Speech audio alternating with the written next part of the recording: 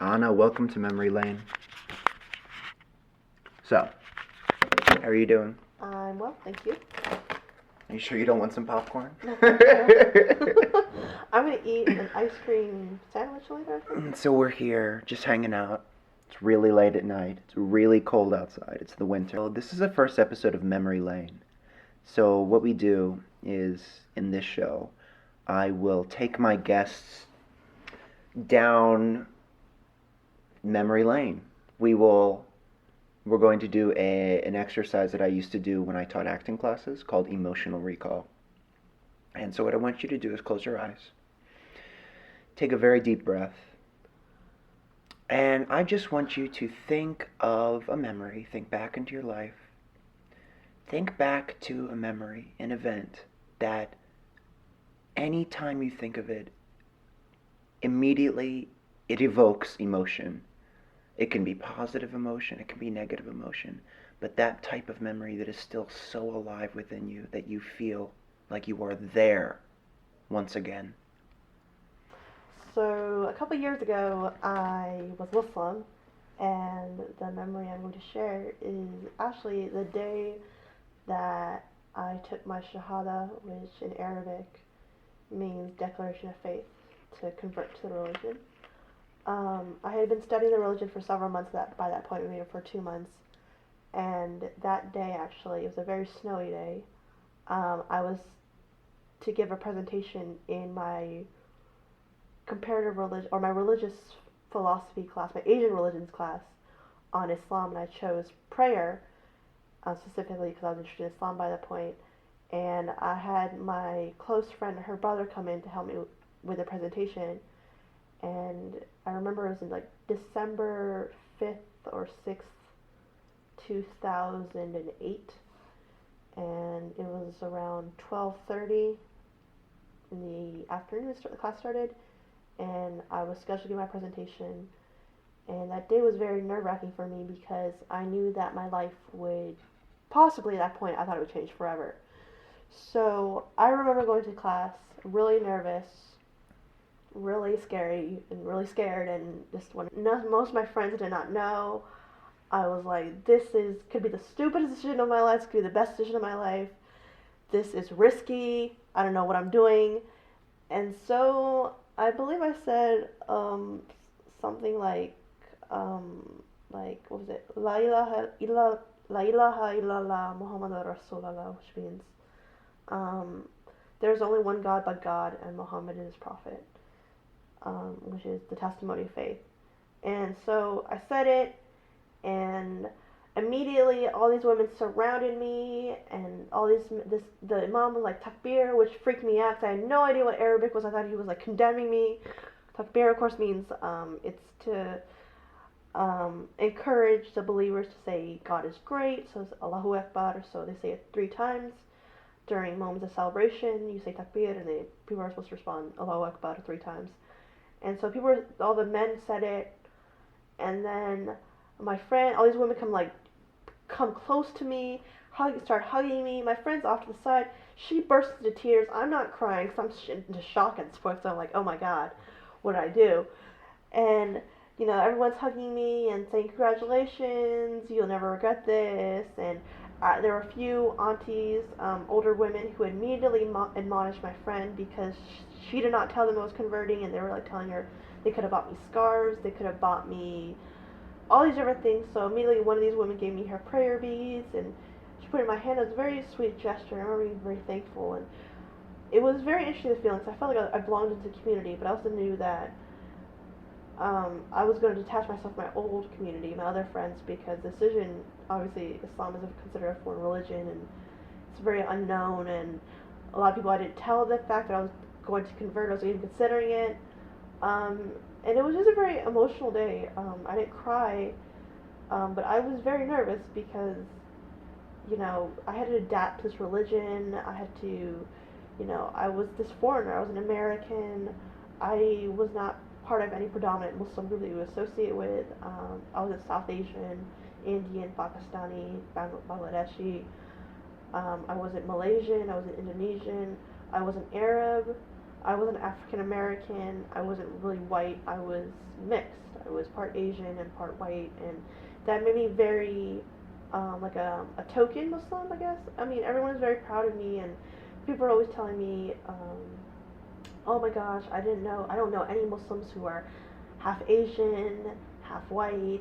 This is the sign of Allah's blessing that He invites someone who's so different, so new. And I thought that's great, but at the same time, I never felt like I belonged because I didn't know anybody like me. I only met like maybe one other person I knew in person who was Korean, and she was married to a Pakistani guy, and they had a kid together. And she converted too, but I always hung out with like Desis, with people from South Asia, and that never, I never felt really accepted within the community because I didn't speak Urdu or Hindi, and I definitely didn't wear like the shalwar kameez, and I wasn't brown. I didn't know the customs, and they were accommodating to me, but as far as marriage goes, I knew that would be very difficult of a road. And I always try to reassure myself through the difficulties that I did it because of God, and I didn't do it because there was any pressure, and I enjoyed it. I like the community, and it's a very attractive, honestly, now I think about it, to feel part of a community. It's when you want to belong to someone, it's always beautiful to be like, I belong here, and I'm accepted by other people, and that to know that you guys believe the same thing. It's a very interesting moment because I studied the religion for so few months. A lot of people study the religion for years and then start to convert, and I only studied it on and off for several months, and I basically researched women's rights and talked to my friend, and I mean, when people are willing to give you, when people are already in the religion and are very, are big proponents of it, they're going to only give you the most positive image and impression. So I didn't read about any of the negativity, I didn't ask about the negativity and any doubts I had, primarily because I didn't want to hear it. I didn't want there to be any doubt in my faith, and it was very difficult because I wanted to feel like I belonged. I think that was such a very attractive and quality for me, and I never wanted to let go of that. It took a long time for me to be more independent, to think for myself, and I mean, I enjoyed wearing the scarf, and I enjoyed eating the halal food, I enjoyed going with my friends, I enjoyed the greetings, I liked the diversity, but it was very hard. It's interesting because, like I said, I never saw myself in another person, so I did feel unique, and I also felt isolated. I took this path, and then I knew that automatically I would cut myself off my family members because I was never, unlike other people, I wasn't going to try to convert them to Islam. A lot of converts, it's interesting enough, they try to set a good example of themselves because there's like this idea that you want your family to join you in paradise.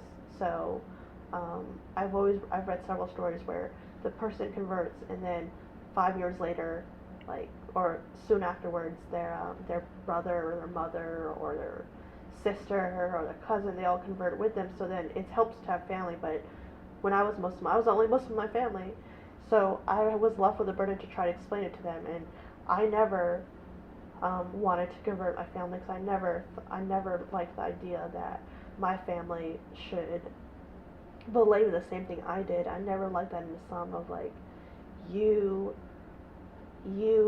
have the obligation to convert people, to proselytize. I never felt comfortable with it, so I never engaged in it.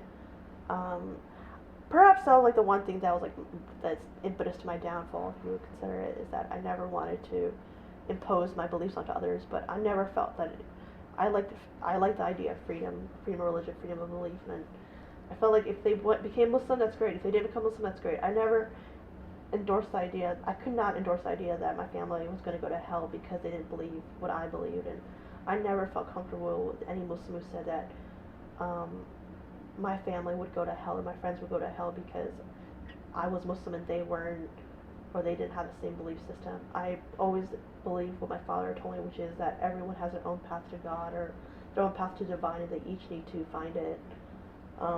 Which I guess would not make me as Muslim as I thought I was, because that's very heterodox, not at all orthodox, and it's a very, that belief I believe would take you out of Islam.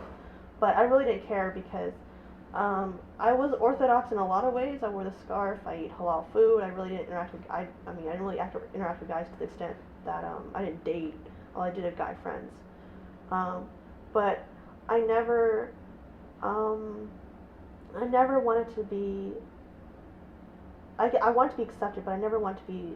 I don't do want to be like a cookie cutter Muslim. I didn't want to do everything that RDS was doing, because I wasn't. I mean, I already didn't feel like I belonged because I was mixed, and you know, what's the point? I'm already unique, so I had more syncretic beliefs, and I enjoyed it. I enjoyed the fact that I felt like I could bridge the two worlds. Unfortunately, it became too much where I started to feel like I was distancing myself emotionally from it because I started to research more. I started feeling just uncomfortable with various inequalities and things that I had repressed because I knew that if I let a lot of my doubts come to surface, I would leave the faith. So there were several things I never wanted to discuss openly with others or with myself. I would just repress them, and it caused me a lot of pain and I struggled a lot emotionally because I never could silence my doubt. I never could let my intellect, just my faith overcome my intellect. I always had. I mean, it was a careful balance initially, and I let my zealotry get the best of me. But at the end of the day, I I was like, this is great for the well-being, but it was very interesting because I had started out with the faith so much of I'm gonna live and die as a Muslim. I never started with the plan of leaving, because I thought that if I left Islam, obviously not aside from the penalty of death for apostasy, is um, I was like, where would I stand in the world without my faith? I want to marry a Muslim, I want to raise kids as Muslims. I want something. I mean, I needed something because if I didn't have anything, the world wouldn't make sense. I couldn't. I'd always been raised with religion, so it was very, very difficult, and I struggled a lot. Sometimes I still struggle with it. I've gotten to peace with the fact that I still believe in some shape or form the divine, just not in some concrete form, not some concrete belief. It does help me out a lot, but it was just so difficult to go from a path of I'm going to heaven, I'm going to hell. There's two certainties, and I mean, it's when you're a control freak like me, there's something so beautiful about a religion as discipline as Islam, where everything is planned out for you from the moment that you wake up to the last one, to the moment you go to sleep, from getting up at 5 o'clock in the morning to pray, to stopping in the middle of the day to pray, to praying again at night, and then praying before you go to bed, to how you eat, how you dress, how you sleep, how you interact with each other, what you watch, what you do. That everything is so regimented. I loved it. I'm a perfectionist, and it kind of made me more OCD, and it perhaps aided my mental illness a little bit. But I enjoyed it. I liked the faith aspect of it, and I was really zealous about looking up different answers to different questions about how to, what to eat, why is it proper to eat this and not that, how to say certain prayers, how to get more reward in heaven, and to have a house built for me, and but I never looked at the scientific questions about things of why is this the way it is, why is this not allowed, why if if think if okay if homosexuality is not normal, why are people homosexual? Why do some things, the fossil record, dispute what things are said in Islam? Why are men and women? Why are women considered deficient? Why are men allowed to be higher why are men considered to be more competent than women? Why is there such an emphasis on complementary roles rather than equality? Why, just everything, why do I not fit in? Why this emphasis on hypocrisy of dealing with Muslims who talk about um, they want to save the world, but yet they ignore the abuses of different countries. The Muslims take advantage of other people, the racism, the classism, how much inequality there was, and I could never understand that. I could never understand why Muslims talk about how everyone's equal, but there's so much emphasis in immigrant communities of excelling in and their jobs and their wealth, and only certain Muslims would allow each other to marry each other because they couldn't, they didn't believe in a certain ideology, Shia versus Sunni versus Pakistani versus Arab versus light color, dark color, Arab versus African versus Desi versus Indian versus Malaysian, and all these different communities. And I mean, I love it. I mean, I would say I love diversity in Islam. I just don't like the fact that it's very segregated among the communities, and there's mosques for like South Asian, there's mosques for Iranian, there's mosques for white people, there's mosques for African Americans. People don't really interact with each other. If you look at most Muslims keep with each other, and they don't really talk to each other, and it's very interesting of how Muslims like to talk about the unity of Islam, but there's a lot more fracture, there's a lot more disagreement about certain things, of like moon sightings, or when the Eids are, when they celebrate their own holidays, what kind of foods are permissible according to their own school of thought, according to their own jurisprudence, the importance of Sharia, of Islamic law in foreign countries, whether or not voting is allowed, the controversy over the hijab, wearing the headscarf, and whether or not there's a correlation between that and piety. It was very interesting.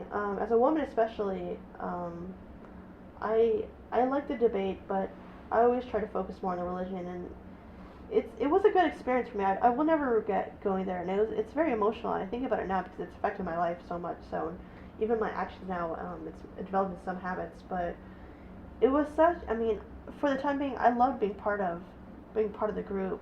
I loved making the friends I did for those 4 years.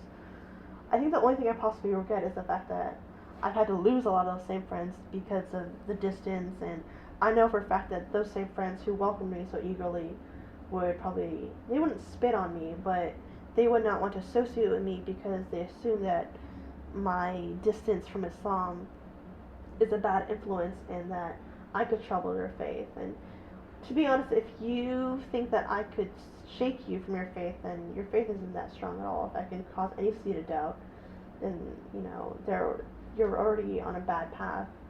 You need to be. I mean, I should be able to debate and say what I want without you feeling absolutely threatened by it. I mean, I love the faith. I respect Muslims. I respect the faith. I enjoyed the 4 years I had. It taught me a lot. It taught me a lot of discipline and routine, and it gave me a balance. And I enjoyed learning another language and meeting new friends, and seeing new people and finding new cultures and really getting to meet people. And I enjoyed that a lot. Even though I never got to really meet people from my own background. I mean, it would have been really awesome to meet someone else who was like half Asian and half white like me, because I think I did meet someone actually who was half Asian and half white, and he is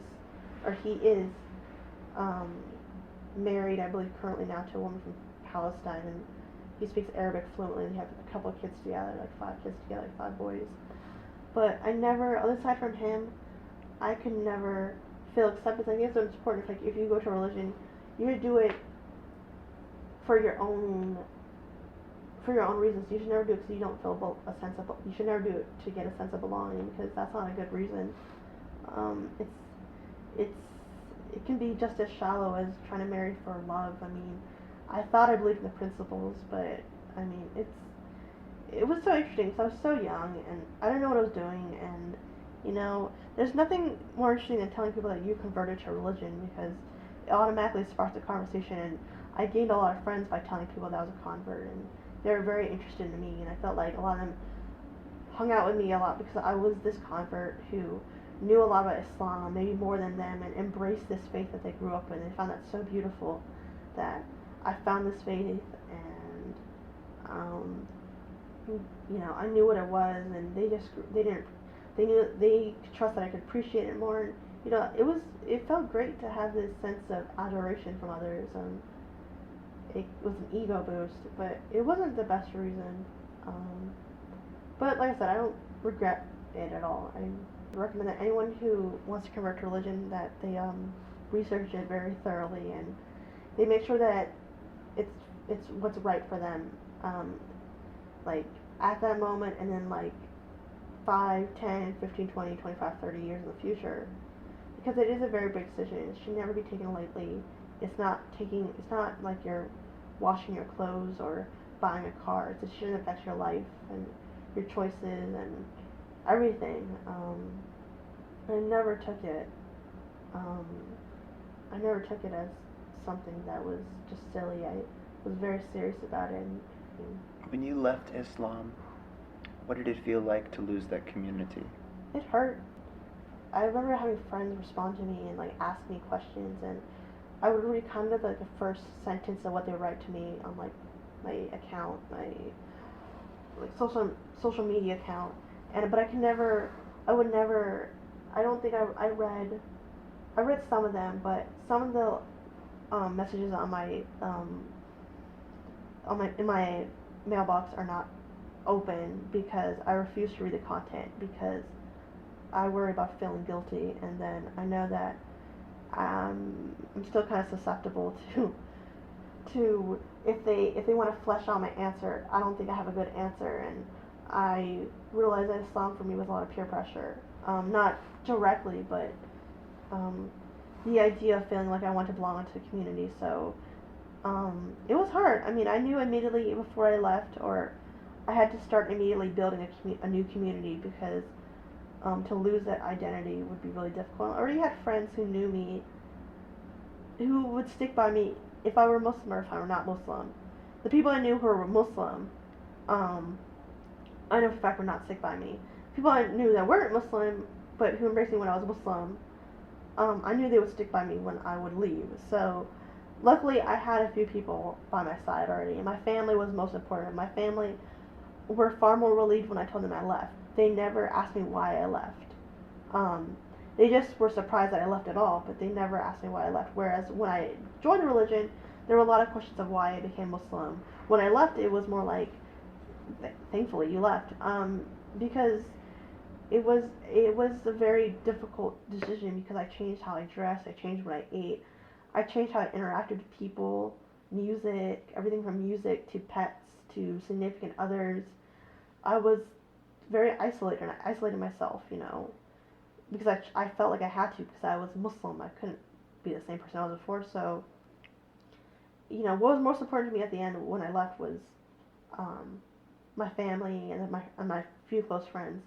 I had that community, so I had that small community, so that's what mattered. If I didn't have anyone, if my family had stopped talking to me, or I didn't have friends who would stay by my side afterwards, I don't think I would have left at all. I think I would have just sucked it up and just stayed Muslim because I feel like as a human, we're just social animals, so we need other people, even one other person around us. We need that company. So I don't think I would have survived. Do you miss those people? Do you miss their company they provided? Yeah, I do miss them. I mean, I miss, even if it was just random religious stuff, I miss talking to them.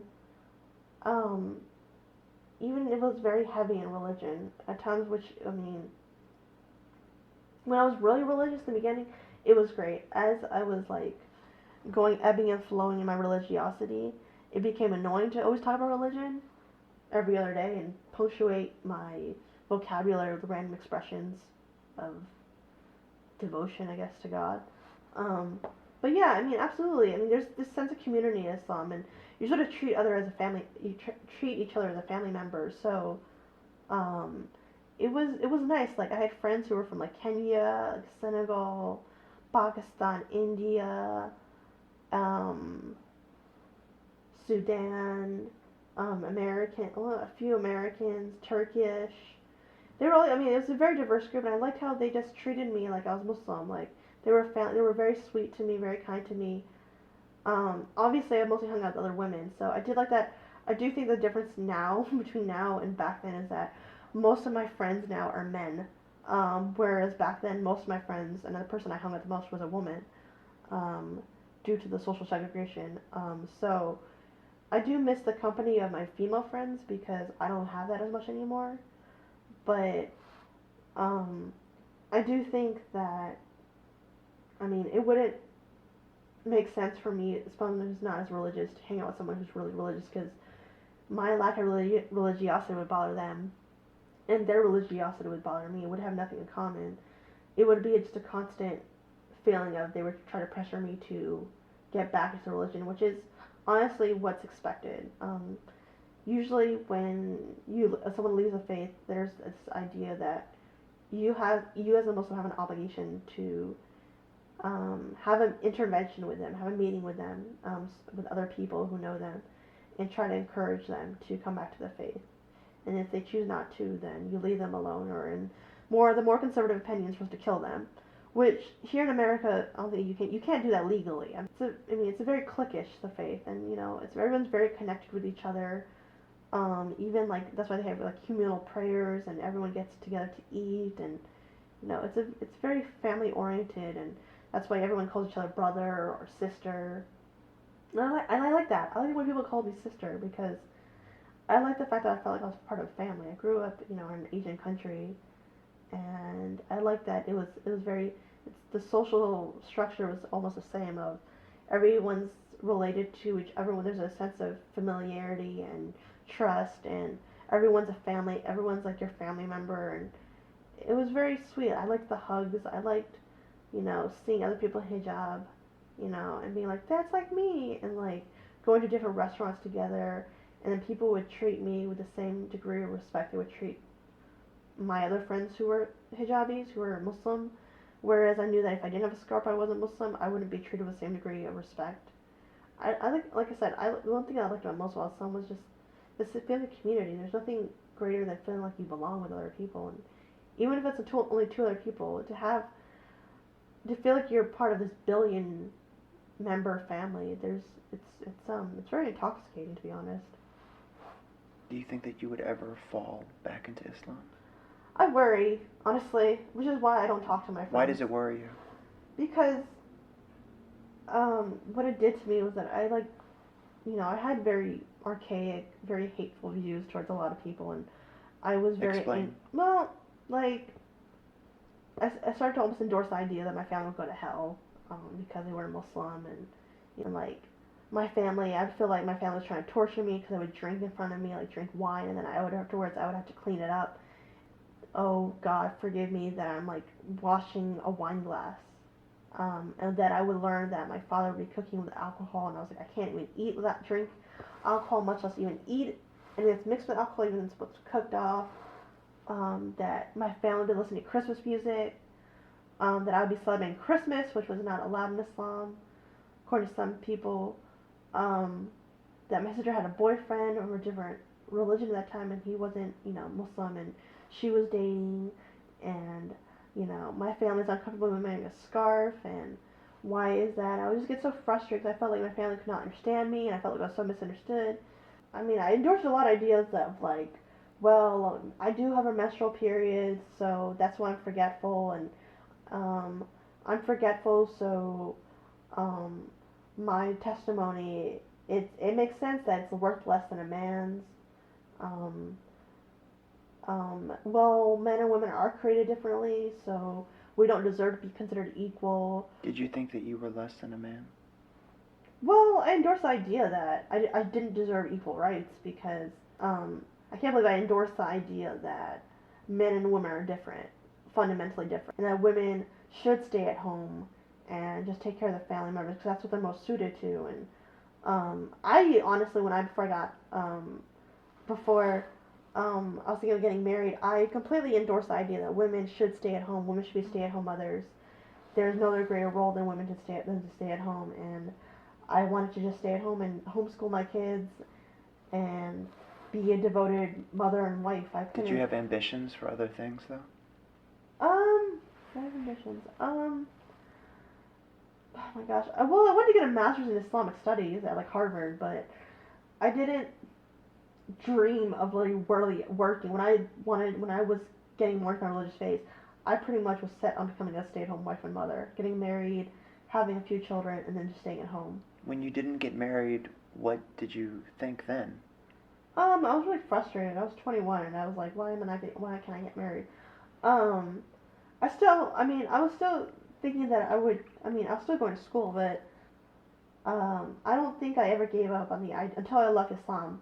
I don't think I ever gave up on the idea of being a stay-at-home wife and a mother. I always had that idea that I would get married and then have children and stay at home with them. If a Muslim man in your community would have come up to you and proposed, I probably would have said yes. I mean, I was thinking about getting married. I was in the discussion phase, but the person and I had talked via email. We had met once, but he and I talked for several months, and the reason we didn't do it was because he was going through some issues, and he was having difficulty finding and getting a job, which is what it's basically a requirement for a man in Islam is that he needs to be both the male and female need to be sexually mature, have hit puberty, so that they could consummate the relationship, and then the woman could bear children. At least for the only requirement for a woman is that she's sexually mature and a virgin usually.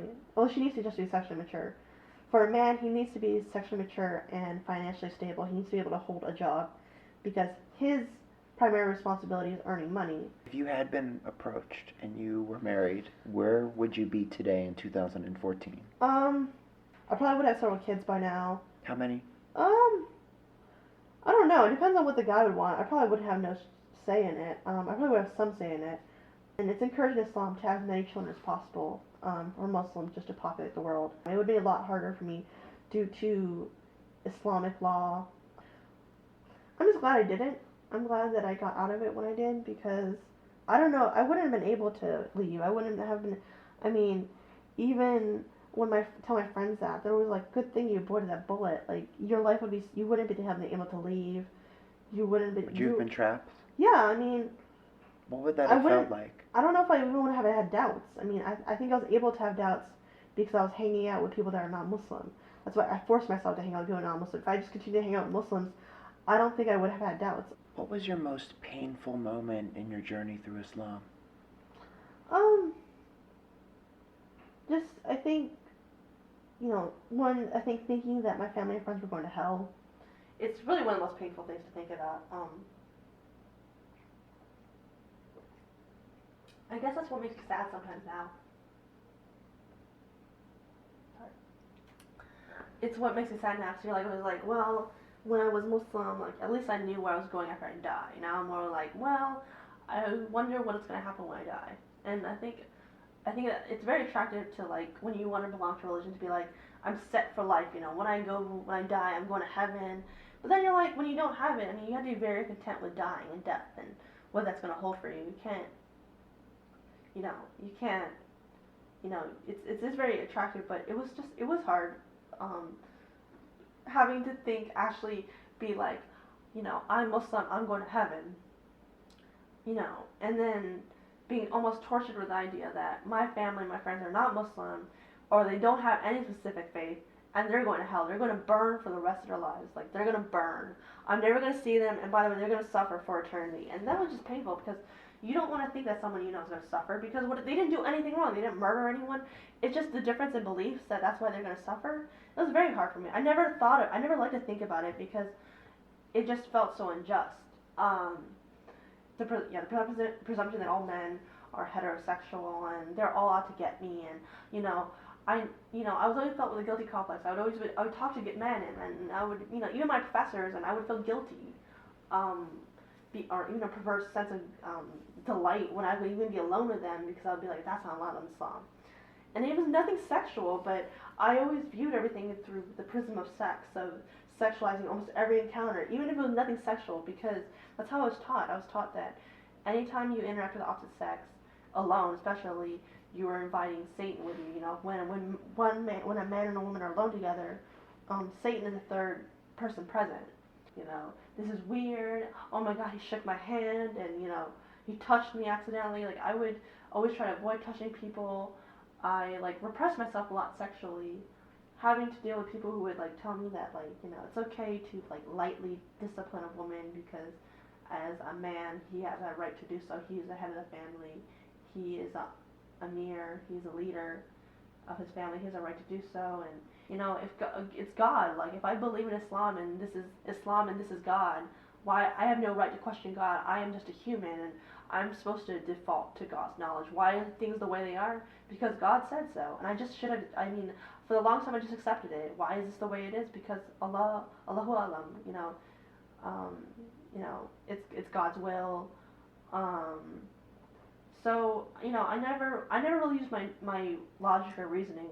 In Islam specifically, a lot of scholars will discourage a lot of students from studying philosophy because they say that studying philosophy, the Greeks, the Romans, will lead people to logic. It See, teaches that's you. so bizarre in a historical sense because it's only because of Islamic scholars that we even have the writings of the Greeks and Romans today. They study Aristotle or Plato or anybody else, and they leave Islam. They become atheists, and so they always. It's very interesting how many Muslims they take out God and they look at the science and look at the facts and they don't just rely on emotions. And Islam, Islam, a lot of religions very emotional for people, and you don't rely on logic. I didn't rely on logic when I became Muslim. I discarded it. The only thing I would always just think that it's God's will, God's right. I'm a human. I have a limited amount of knowledge. God is huge. God is beyond my concept, beyond my knowledge. Okay, well, God said so. I never want to experience a sense of cognitive dissonance because even early on I knew that if I started to question my faith, I would leave it. And I was scared because I was thinking always in my head, what would happen if I left Islam? What would I have afterwards? And I was like, I was always thought, like, I'm never going to question Islam. But now you're here? Yeah. Yeah, I know, it's interesting because I started to question it. I started to just be like, well, this isn't fair. Like, this isn't right. This isn't just. Like, this is emotional. I believe this because this is what God says. Well, why does God say this? When we first became friends, did you think I was going to hell? I don't think I wanted to consider it. I think sometimes I thought so, but I think at that point, thankfully, I was on my way to leaving it. But initially, I never wanted to put in my mind because it's a very discomforting thought to think, really honestly, that your friends are going to suffer in hell. Because they do emphasize that, especially if you are not a person of the book, a Jew or a Christian, or like a Zoroastrian. They don't know any better. But the idea is like if you know about Islam stuff like that and you choose not to believe in it, then you're going to hell, which is ridiculous. Or yeah, it's a very discomforting thought, honestly, to think that you're going to be living in luxury with honey and milk and palaces and servants and you're never going to age. You're going to have like really awesome hair and an awesome body and have whatever you want because this is heaven, this is paradise. And then to know that you'll never see the other people that you love in your life because they're burning and suffering, and for the rest of their lives. You're happy, but you're not going to see everybody else, and it's very scary to think about that. Honestly, the angels are going to tell me my good deeds and my bad deeds, and sometimes I think about it's religion's very interesting. I think there's an attachment to like you just don't want to be like there's. I think people just don't want there's like nothing left after this. You want to, unfortunately no one has come back from the dead. So they can't tell you whether or not, what exists afterwards. So there's a lot of faith is very strong for people because I think a lot of people do want to believe in something afterwards. I think even that's why agnosticism is popular because you kind of, like, there's the idea, like, are you just going to be in the ground, like, rotting, or are you going to be like, there's something more to this life. There's something more after this. There's a reason for this. There's a reason for suffering. There's a reason for it's not just this random experience. And I think it takes a lot. People do. A lot of people who are faith, they always say like, well, at least we have something. That's how you justify it. People dying, people getting shot, people doing this and that. It's like it's God's will. God says this, and I have to believe in this, and it does get people. It does make people feel better, but there were a lot of bad things have been justified in religion too, and it's it's a lot of wars have been started for religion, and it's interesting. It's like I said, I don't regret the experience. Who knows? I could join a religion in the future and be happy, and it could come to the point again. I don't know if I'll ever be satisfied being like in the middle because I think that. At times I still want that. I just don't think I'd come back to Islam just because I would have to like reprogram myself. I'd rather be like a Methodist. It's not just believing in something. It's like you should do charity because that's a good deed. You should pray. That's a good deed. Walking to the mosque is a good deed. Eating is a good deed. Saying salutations to the Prophet is a good deed. Going to Mecca is a good deed. Getting married is a good deed. Like everything is a good deed. I would have Muslims who would envy me because when I converted, like, all my sins were forgiven. and I started like a baby, because babies don't have sins, are not sinful. I started new at 20, like I was a baby, and I could do whatever I wanted, and not you do anything that's considered good. So like I didn't want to gamble. I was like trying to cut down on music because that was bad. I stopped masturbating. I really stopped. I didn't definitely want to watch porn. I didn't really have any guy friends. I stopped interacting with a lot of them.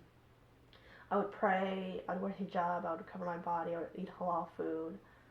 I would, I like the fact that it felt good that people were like, "Oh my God, you're so awesome because you're a convert and you found a religion," and they were always. It felt good to be like idolized, and I liked that. I mean, I didn't feel like I belonged, but I mean, they liked me, so I think that was good enough. I mean, it added to. I mean, it helped my self-esteem a lot too, and it was a great ego boost. But yeah, I mean, a lot of things I thought about. I didn't want to reconcile in my head because I just wanted to accept whatever. Like, I never was like, I just was just like, well, God says this, and if I felt uncomfortable with it, I just blamed on the fact that I'm uncomfortable with it. I never was thinking that it was wrong. I just would always be like, well, I'm uncomfortable with it, and that's wrong. I should not be uncomfortable with it because that's wrong. So, what effects of your time in Islam stay with you today?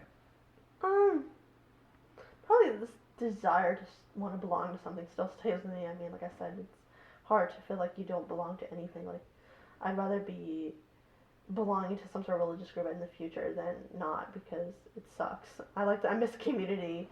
I'm happy. I mean, I have a community again too, but I'm happy. I like the community, a sense of belonging. A feeling, like I said, like there's something beyond this world. Maybe there's a fear of death. In the name of Allah, the most beneficent, the most merciful, which is before every surah, which every chapter in the Quran, they write like Bismillah ar-Rahman ar-Rahim. Everything was said Surah Al-Baqarah, which is the second chapter and the longest. I still sometimes like put on my shoes left to right. I still feel like I like to cover my body up still.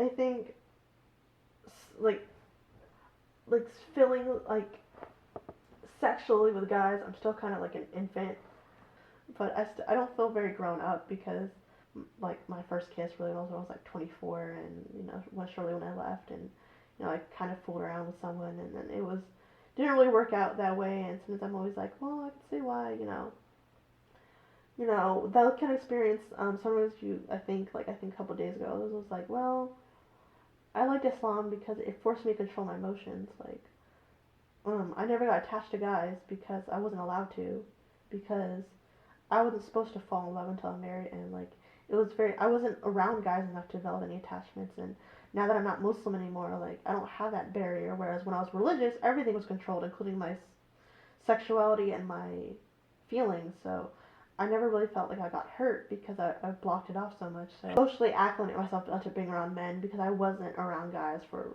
4 years. I wasn't allowed to be. So like the priming of being a female and getting out, I still don't really. I haven't gone to the club even since I was 19. Before I became a Muslim for the first place. I've never gone to a bar. I've never been drunk. I've never done any drugs. I'm still pretty innocent. I haven't gone too crazy. It's a lot when you stop repressing yourself. All these emotions come out of you, and all these, how you have to like figure out your identity again. And I would have told her to be very careful. I would have told her to, like, I told everybody else, I would tell her to make a plan 10, 20, 30 years in the future to study more. Like my father had told me when he found out that I became Muslim, I would have told her to study for at least a year to research all the issues, to not just rely on emotion, but to rely on logic, to not disregard that. I would have told her, don't do it for the wrong reasons. Don't do it because you want to feel like you want to belong. You're trying to get over something. I was like, well, they believe this, so it must be true. Like, they're so happy, And I wanted to prove the news wrong. Like, all the news at that time was so negative against Islam. Like, terrorists, and I joke about it occasionally. I think I'm scared. I think I'm almost scared about just dying. Because I don't know what's going to happen to me afterwards. I really don't know. Maybe that's the fear of it. I don't know what's going to happen. I don't want to think that anybody else is suffering. I think that's why hell doesn't appeal to me. Because I'm too compassionate to imagine just people just burning for no reason other than the fact they didn't believe in some deity. I don't know what comes after this, you know? And, you know, I was so sure for so many years, and now that I'm not sure, yeah, it's nerve-wracking a little bit. If I focus on death, it's depressing, so I try not to think about it, to be honest. Okay. It's a good place to end. Okay. Thank you for taking a trip down memory lane, Anna.